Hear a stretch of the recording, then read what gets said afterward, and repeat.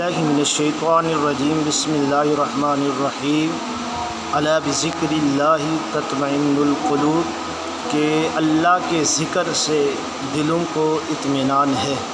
قرآن کے اندر اللہ تبارک و تعالیٰ اعلان فرماتا ہے، نبی کریم صلی اللہ علیہ وسلم کی حدیث پاک ہے جس کو صاحب مشکات نے کتاب الدعوات کے اندر ذکر کیا ہے کہ الشیطان جاسم علی قلب ابن آدم فاذا ذکر اللہ خنس واذا غفل وسوس، کہ شیطان ابن آدم کے دل پر قبضہ جما کر بیٹھ جاتا ہے۔ جب یہ اللہ کا ذکر کرتا ہے تو شیطان بھاگ جاتا ہے، اور جب یہ اللہ کے ذکر سے غافل ہوتا ہے تو شیطان وسوسے ڈالتا ہے۔ تو یہ ذکر کے اندر اللہ تبارک و تعالیٰ نے ایک ایسی برکت رکھی ہے کہ فرشتے زمین پر اترتے ہیں اور ذکر والی محفل کو، ذکر والی مجلس کو ڈھونڈتے ہیں۔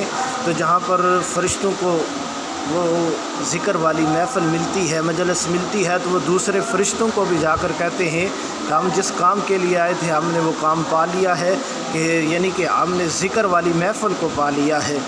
تو اس ذکر والی محفل کے اندر لوگ گٹھے ہو کر بیٹھتے ہیں اور اللہ کا ذکر کرتے ہیں۔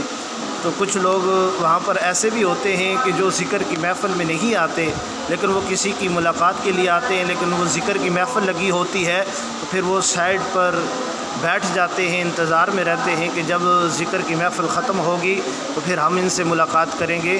تو جب وہ فرشتے جاتے ہیں تو رب تعالیٰ پوچھتا ہے، حالانکہ رب سارا کچھ جانتا ہے، پھر بھی پوچھتا ہے کہ بتاؤ میرے بندے کیا کر رہے تھے؟ تو فرشتے عرض کرتے ہیں یا مولا وہ تیری کبریائی بیان کر رہے تھے، تیری تسبیح و تعلیلات بیان کر رہے تھے۔ تو رب تعالیٰ پوچھتا ہے کہ اے فرشتوں وہ کس لیے؟ کہ وہ جنت کی طلب کے لیے۔ تو اللہ تعالیٰ پھر فرشتوں سے پوچھتا ہے کہ اے فرشتوں انہوں نے جنت دیکھی ہے؟ تو عرض کرتے ہیں یا مولا جنت تو نہیں دیکھی، تو اگر دیکھ لیتے؟ فرشتے عرض کرتے ہیں یا مولا اگر وہ دیکھ لیتے تو پھر وہ کثرت سے اور ذکر کرتے۔ تو پھر پوچھتا ہے رب تعالیٰ اور کیا مانگ رہے تھے؟ تو فرشتے عرض کرتے ہیں یا مولا وہ جہنم سے پناہ مانگ رہے تھے۔ تو رب تعالیٰ پوچھتا ہے انہوں نے جہنم دیکھی ہے؟ وہ عرض کرتے ہیں مولا انہوں نے جہنم تو نہیں دیکھی۔ تو رب تعالیٰ پوچھتا ہے کہ اگر وہ جہنم کو دیکھ لیتے تو پھر فرشتے عرض کرتے ہیں یا مولا اگر وہ جہنم کو دیکھ لیتے تو وہ کثرت سے اور توبہ استغفار کرتے۔ تو اسی حدیث کے اندر فرشتے پھر اللہ کی بارگاہ میں عرض کرتے ہیں یا مولا ان میں کچھ لوگ ایسے تھے جو ذکر کی محفل میں نہیں آئے تھے لیکن ویسے وہاں پر بیٹھے تھے، یا اللہ ان کے بارے میں کیا حکم ہے؟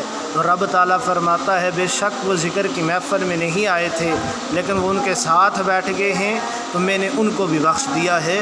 یہ صرف ذکر کی برکت سے، وہ ذکر کی محفل میں بھی نہیں آئے تھے تو اللہ تعالیٰ ان کو بھی بخش دیتا ہے۔ تو جو ذکر کرنے والے ہیں ان کی شان کیا ہوگی؟ تو یہ صحیح بخاری شریف کے اندر یہ حدیث پاک موجود ہے جس کا مفہوم میں نے آپ کے سامنے رکھا ہے، اور یہ صحیح بخاری کے اندر 6408 نمبر حدیث ہے کہ جس کا میں نے مفہوم آپ کے سامنے رکھا ہے۔ تو ذکر سے ہر وقت اپنی زبان کو تر رکھو۔ جب ہم ذکر سے غفلت برتے ہیں تو پھر شیطان ہمارے دل کے اندر وسوسے پیدا کرتا ہے۔